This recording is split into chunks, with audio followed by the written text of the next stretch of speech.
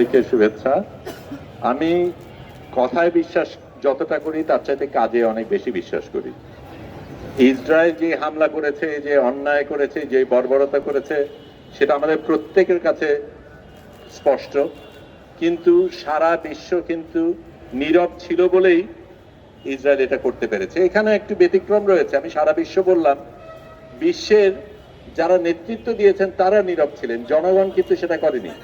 জনগণ ফিলিস্তিনকে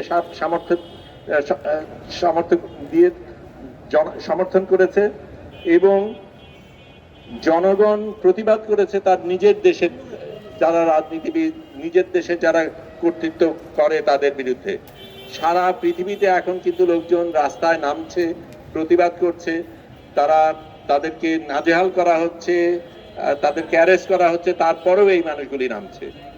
আমরা যারা এখানে দেখলেন যে দিয়াকা, জুবের, আমাদের যে চিন্তাটা ছিল যে যেখানে দেশের রাষ্ট্রপ্রধানরা নীরব, যেখানে নীতি নির্ধারকরা নীরব, সেখানে আমাদের নিজেদের দেহ দিয়ে যদি আমরা কিছু করতে পারি তাহলে সেটাই আমরা করব। সেই কারণে এটা নিশ্চয়ই সত্য যে সেখানে অনেক বিপদ ছিল। সেই বিপদ জেনেই কিন্তু আমরা গিয়েছিলাম। একটা জিনিস আমি বলতে চাই, এখানে আমাদের সম্বন্ধে দেওয়া হচ্ছে, আমাকে সিংহ পুরুষ বলা হচ্ছে। সত্যিকার অর্থে ব্যাপারটা কিন্তু আমাদের নিয়ে না। আসল সিংহ পুরুষ ফিলিস্তিনের যেই নারী, পুরুষ, শিশু যারা এত বছর ধরে সংগ্রাম করে করছে, এই বিপদের মুখেও তারা কিন্তু প্রতিবাদ থামায়নি। সত্যিকার অর্থে তারাই আমাদের শিখিয়েছে বীর হওয়া কি জিনিস, এবং তাদের থেকে আমরা অনুপ্রেরণা পেয়েছি। তবে এটা ঠিক যে আমরা গিয়েছিলাম কারণ যেই ব্লকের তারা করেছিল সেটা অবৈধ, এবং এই অবৈধতাকে আমাদের প্রশ্ন করার দরকার ছিল, এবং সেই প্রশ্নের তাগিদেই আমরা গিয়েছি গাজা সেই শিশু সন্তানের পাশে দাঁড়াতে। আমরা গিয়েছি তাদের যেই সাংবাদিক, তাদের যেই স্বাস্থ্যকর্মী, তাদের অন্যান্য যারা তাদের পাশে দাঁড়িয়েছিলেন, তাদেরকে যেভাবে পাখির মতো গুলি করে ইসরায়েল হত্যা করেছে তাদের পাশে দাঁড়াতে। এর সাথে এটা বলতে হবে যে আমি বিশেষ করে গর্ব করি দুটো জিনিসে। একটা হচ্ছে আমরা অল্প কয়েকজন গিয়েছিলাম, এই 3 জন বাংলাদেশ থেকে গিয়েছিলাম, কিন্তু বাংলাদেশের 18 কোটি মানুষ কিন্তু আমাদের সাথে ছিল। বাংলাদেশের 18 কোটি মানুষ আমাদের জন্য দোয়া পড়েছে। বাংলাদেশের 18 কোটি মানুষ আমাদের ভালোবাসা দেখিয়েছে। বাংলাদেশের 18 কোটি মানুষ আমাদের সাথে সেই নৌকায় ভ্রমণ করেছে।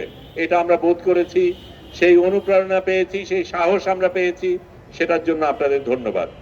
তার বাইরে আরো 2 জন ব্যক্তি, অসাধারণ ব্যক্তি ভূমিকা রেখেছিলেন। যিনি আজকে প্রধানমন্ত্রী, তারেক রহমান সাহেব, তিনি তখন প্রধানমন্ত্রী ছিলেন না, কিন্তু তিনি প্রথম রাজনীতিবিদ হিসাবে প্রকাশ্যে আমাদের সমর্থন করেছেন, আমাদের পাশে দাঁড়িয়েছেন, এবং বাংলাদেশে মানুষের এই যাত্রার জন্য সমর্থন সেটা প্রকাশ করেছেন এবং বলেছেন, ঘোষণা দিয়েছেন যে আমাদের যদি কিছু হয় তাহলে তাদের জবাবদিহিতে, যারা করেছে তাদের জবাবদিহি করতে হবে।